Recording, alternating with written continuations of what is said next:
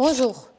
Aujourd'hui, notre invité est Ahmed. Բարև ձեզ, այսօր մեր հյուրն է թուրք մտավորական, տնտեսագետ, քաղաքագետ և Թուրքիայի առաջատար հրատարակչություններից Իլեշի թիմի համահիմնադիր Ահմեդ Ինսելը, որը հայտնի է Էրդողանի վարած քաղաքականության վերաբերյալ իր քննադատական վերլուծություններով և հայոց ցեղասպանության ճանաչման ուղղված իր համարձակ դիրքորոշմամբ։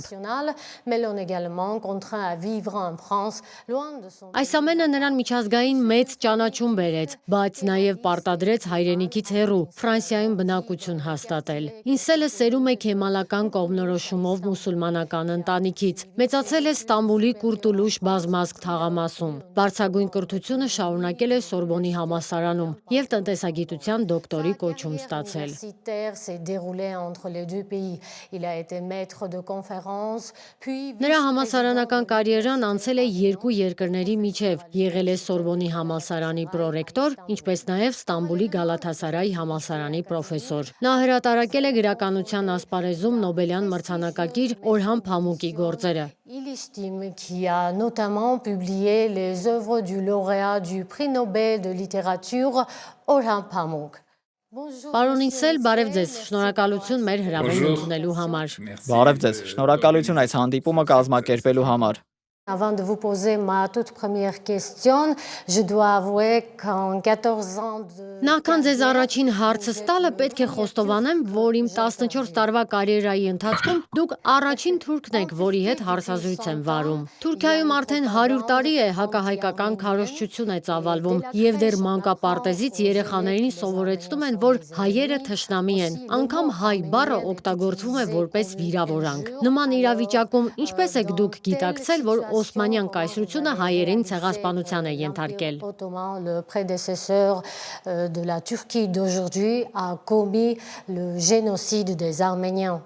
D'abord, quand j'étais enfant, Նախ ասեմ, որ երբ ես երեխա էի, հայկական հարց հասկացություն գոյություն չուներ։ Այն ժամանակ հայ բառը մեզ համար նշանակում էր ընկեր, հարևան, որոնց հետ կողք կողքի ապրում էին Կուրտուլուշի բազմազգ թաղամասում։ Պետք է խոստովանեմ, որ իմ մանկության տարիներին, իսկ ես ծնվել եմ 1955-ին, հայ բառը մեր շրջապատում բացասական կամ վիրավորական իմաստով չէր օգտագործվում։ Հակառակը պարզապես անհնար էր պատկերացնելը, քանի որ մեր հարևանները հայեր էին, իմ ծնողների մտերիմ ընկերները հայեր էին, ինչպես նաև հույներ, հրեաներ։ Հայերի ցեղասպանության հարցը 60-ականներին միջազգային մակարդակով շատ էր քննարկվում։ Իմ առաջին առերեսումը հայկական հարցի հետ եղավ 70-ականների սկզբին։ Այդ գիտակցմանը նպաստեց մի քանի գործոն։ Առաջին հերթին 1973-ին մի հայ ծերունի, Գուրգեն Յանիկյանը Լոս Անջելեսում երկու թուրք դիվանագետի սպանեց։ Այդ ժամանակ թերթերում առաջին անգամ իմացա հայոց ցեղասպանության ճանաչման պահանջի հարցի մասին։ Այն ժամանակ ցեղասպանություն եզրույթը գրեթե չէր օգտագործվում։ Երկրորդ, քեմալիզմից փոքր-ինչ անկախ ձախակողմյան թևից հայտնվեցին մի քանի պատմաբաններ եւ վիպասաններ, որոնք սկսեցին վերլուծել հանրապետության սկզբնական շրջանում թուրք-մուսուլմանական բուրժուազիայի մի հատվածի հարստացման եւ ունեցածքի փոխանցման աղբյուրները։ Վեպերում եւ պատմական ակնարկներում սկսեցին տողատակերում հայտնվել հայերի եւ հույների ունեցվածքի թեմաները։ Ոչ բացահայտ, բայց ասվում էր, թե այսօրվա այսինչ արդյունաբերական մագնատի հարստության հիմքը նրա պապն է դրել, յուրացնելով լքված հայկական գործարանը եւ այլն։ Այս ամենը հարցեր էր առաջացնում։ Իսկ երրորդ գործոնն իմ Ֆրանսիա տեղափոխվելն էր։ Ֆրանսիայում գնացել միջնակարգ կրթություն ստանալուց հետո 1973-ին եւ այնտեղ հատկապես ձախակողմյան շարժումների խոսույթում բացահայտ դրված էր հայկական հարցը։ Այդ բայց ես սկսեցի ինքս ինձ հարցադրումներ անել այդ թեմայի վերաբերյալ։ à partir de là, j'ai commencé à m'interroger sur cette question. En 2008, 2008 թվականին դուք նախաձեռնել եք «Հայեր ներեցեք մեզ» առցանց ստորագրահավաքը, քաջ գիտակցելով, որ այդ քայլը մեծ սկանդալ ու հակազդեցություն կառաջացներ Թուրքիայում։ Ինչպես դա տեղի ունեցավ, եթե չեմ սխալվում, մոտավորապես 30,000 մարդ իր ստորագրությունը դրեց։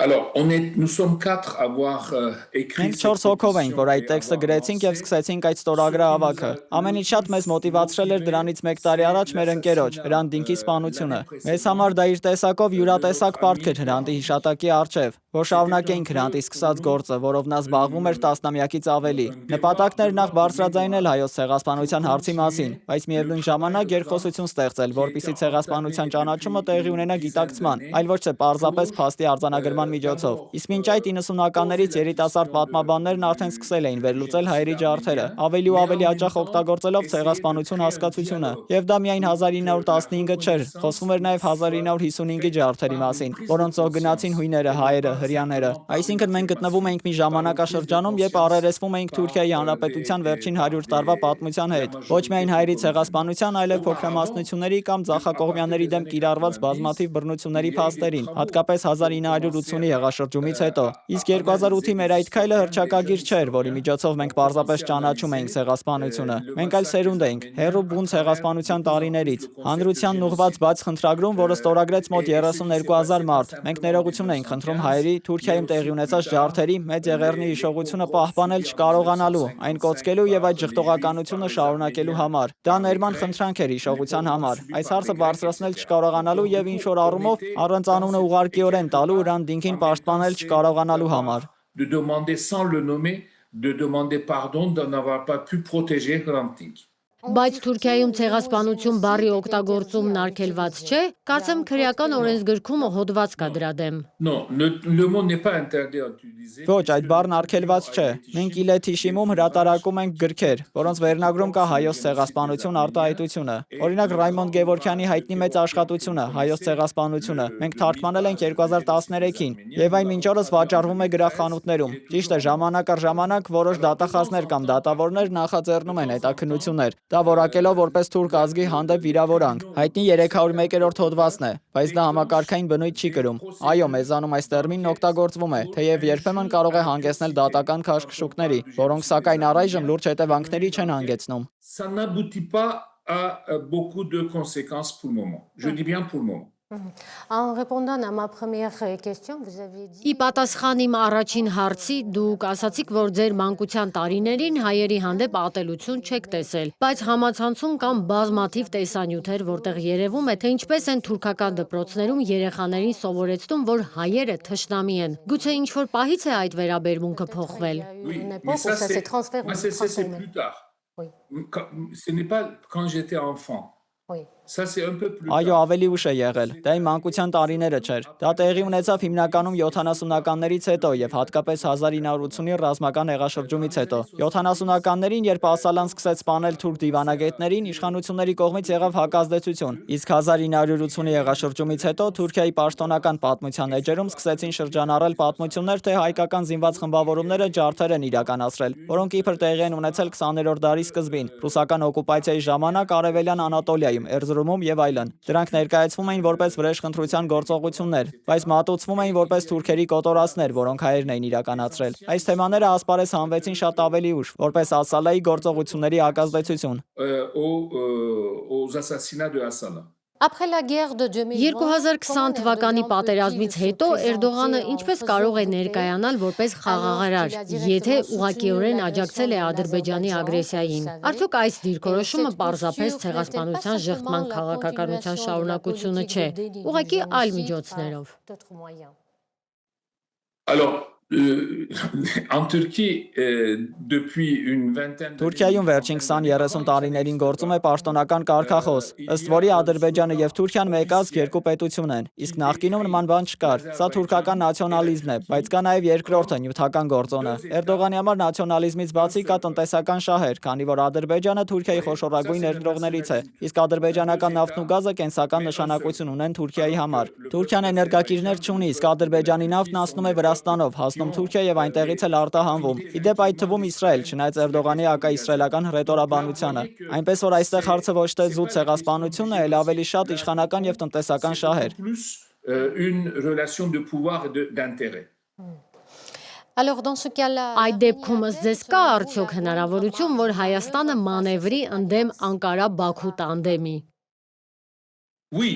Oui, il y a une certaine Հայաստանը սահմանափակ հնարավորություններ ունի։ Թուրքիայի համար տնտեսական առումով Հայաստանը մեծ շուկա չէ, ռազմական առումով սպառնալիք չէ, բայց այն մնում է մեկուսացված։ Կա նաև լոկալ շահ, սահմանամերձ շրջանների համար, սակայն հիմնական խոչընդոտն այն է, որ 1993-ից Թուրքիայի Հայաստանի հետ սահմանի փակման եւ դիվանագիտական հարաբերությունների խզման միակ պատճառաբանությունը եղել է Ղարաբաղի օկուպացիան։ Հիմա, երբ այդ հարցը Թուրքիայի լուծված է, օբյեկտիվորեն Թուրքիան սահմանը փակվելու պատճառ այլևս չունի։ Կարծում եմ Հայաստանի համար ձեռնտու կլինի օգտագործել թուրքական խաղաքարտը, եթե Ադրբեջանը թույլ տա, որովհետև 2009-ին մենք տեսանք, որ հայ-թուրքական հարցի կարգավորումը ձախողվեց հենց Ադրբեջանի միջամտության հետևանքով։ Ce qui a échoué, c'est l'intervention d'Azerbaïdjan auprès de la Turquie.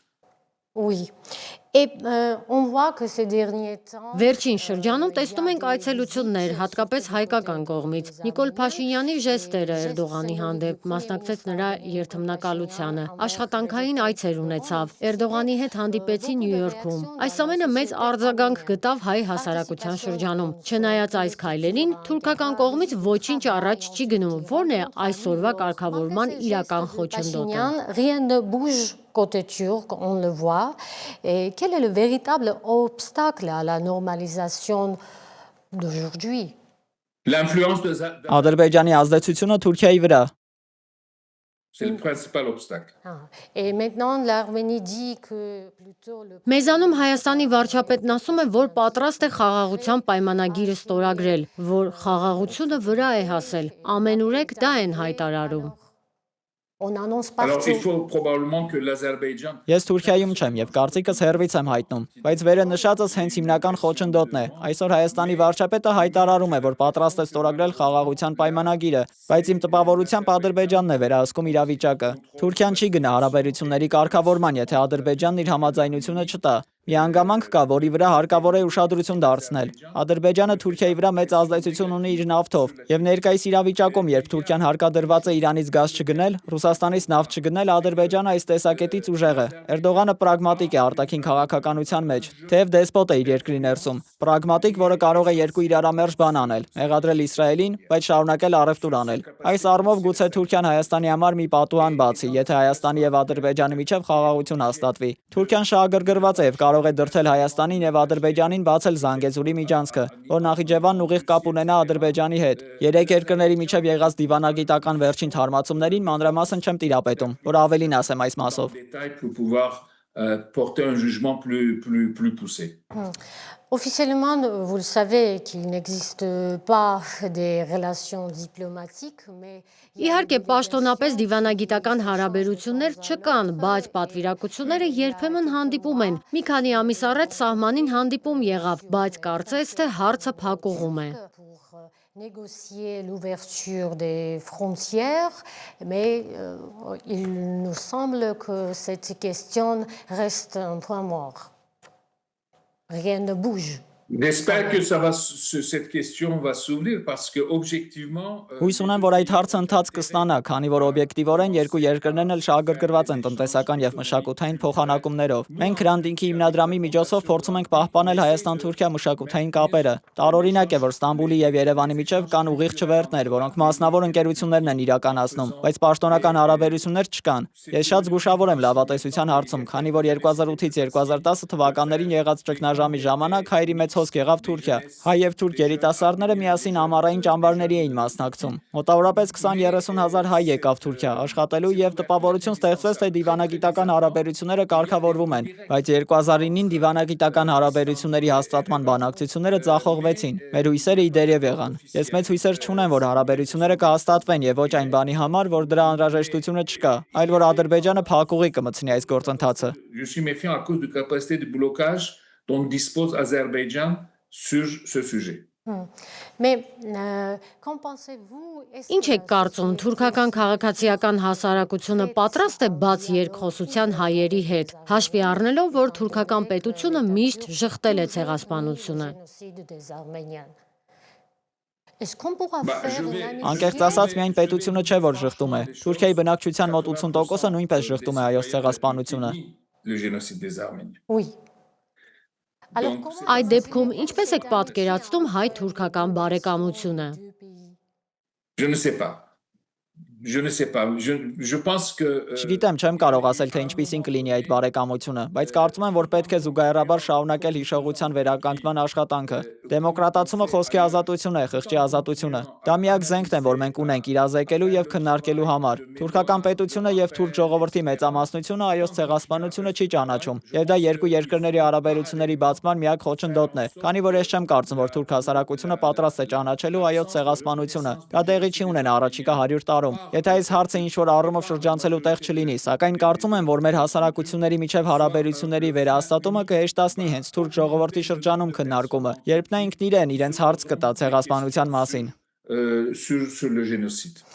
Այսինքն դուք կարծում եք, որ այս գործընթացը պատրանք է։ Oui. Այո, Vous liez fortement la Դուք Թուրքիայի ժողովրդավարացումը, որը ձեր Էրդողանի նոր Թուրքիան գրքի առանցքում է, սերտորեն կապում եք հայոց ցեղասպանության ճանաչման հետ։ Կարող եք մանրամասնել բովանդակությունը։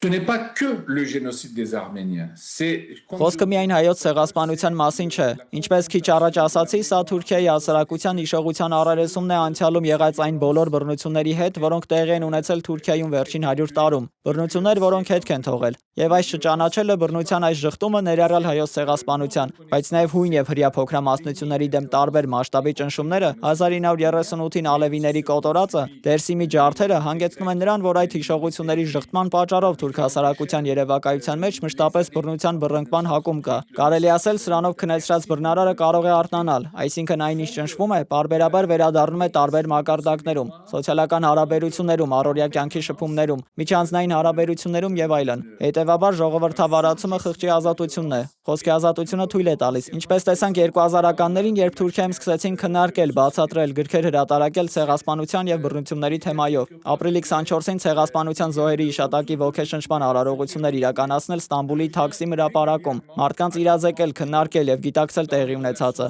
Սա մեր ունեցած միակ զենքն է։ Ժողովրդավարության եւ հայոց ցեղասպանության ճանաչման միջև կապը հենց սա է։ Ես չեմ ասում, որ սա մեխանիկորեն կհանգեցնի հայոց ցեղասպանության ճանաչմանը։ Ես արդյունքի վերաբերյալ այնքան էլ լավատես չեմ, համենայն դեպս իմ կյանքի օրոք, բայց այլ ճանապարհ չկա։ espérance de vie, hein?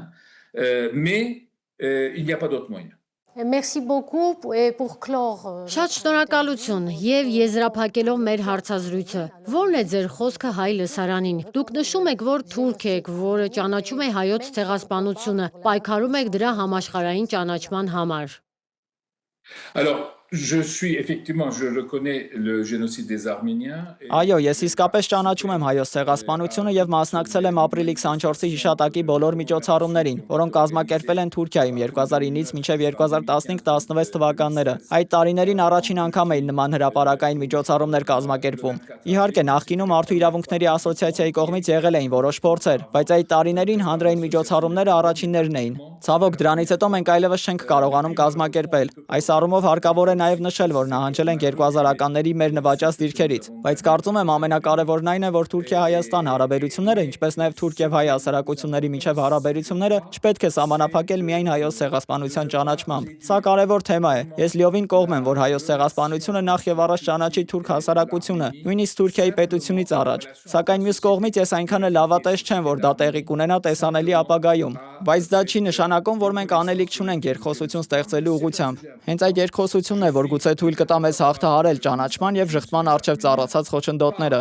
Մեր հրատարակչությունը տպագրում է գրքեր, մասնավորապես ես եղել եմ Թուրքիայում Ռեյմոն Գևորգյանի աշխատության թուրքերեն թարգմանության նախաձեռնողներից մեկը։ Մենք հրատարակել ենք Թաներ Ակչամի գործերը եւ ջարդերի վերաբերյալ այլ գրքեր։ Ուստի ակնհայտ է, որ ես ճանաչում եմ այս ցեղասպանությունը, բայց միևնույն ժամանակ խոստովանում եմ, եթե հայ-թուրքական հարաբերությունների ամբողջ քաղաքականությունը կառուցենք միայն այս հարցի շուրջ, հուսալ, որ շատ արագ տեսանելի հորիզոնում կհասնենք, որ թուրքական պետությունը ճանաչի հայոց ցեղասպանությունը, մենք չենք կարողանա առաջ շարժվել։ Ուստի մեծ ուժ եւ ոգի եմ մաղթում ձեր լսարանին, մեր հայ հարևաններին եւ եւս մեկ անգամ իմ հարգանքի տուրքն եմ մատուցում իմ ընկեր Հրանտինքի հիշատակին, որը շատ մեծ դեր է խաղացել թե ճանաչման, բայց թե մեր երկու հասարակությունների միջև երկխոսության հաստատման գործընթացում։ Reconnaissance, mais en même temps de dialogue entre nos deux sociétés. Շատ շնորհակալություն մեզ ժամանակ տրամադրելու համար։ Շնորհակալություն հրավերի համար։ Իմ հյուրը թուրք մտավորական Ահմեդ Ինսելն էր։